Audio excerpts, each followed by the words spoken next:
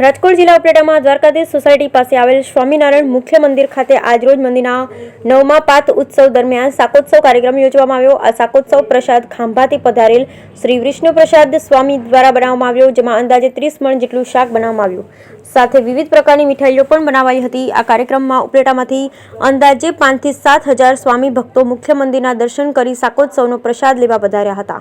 તમામ સ્વામિનારાયણ મંદિર પર થતા આ શાકોત્સવ કાર્યક્રમને લઈ આજરોજ ઉપલેટામાં પણ મંદિરના ટ્રસ્ટીઓ દ્વારા નિર્ણય કરી ખૂબ વિશાળ સંખ્યામાં કાર્યક્રમનું આયોજન કરવામાં આવ્યું, જેમાં ખૂબ બહોળી સંખ્યામાં હરિભક્તો ઉમટી પડ્યા। બ્યુરો રિપોર્ટ વિપુલ ધામેચા, ઉપલેટા। સ્વામી મહારાજની જય, સ્વામિનારાયણ ભગવાનની જય।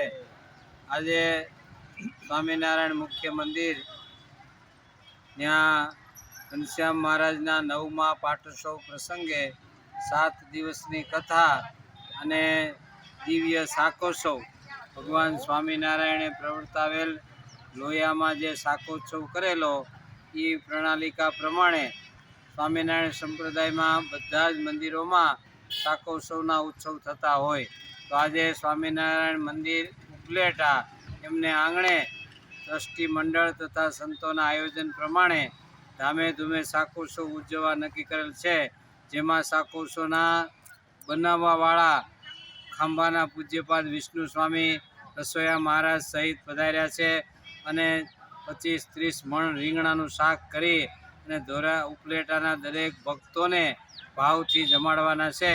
એ પ્રસંગે આ બધું દિવ્ય વાતાવરણ સર્જાઈ ગયું છે।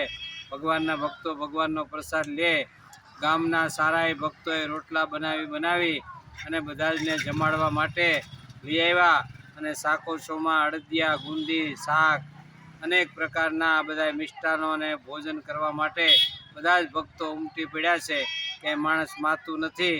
5 થી 6-7 હજાર માણસ શાકોત્સવનો પ્રસાદ લેશે। આ ઉપલેટા સ્વામિનારાયણ મંદિર એમનું આયોજન કરવામાં આવેલ છે।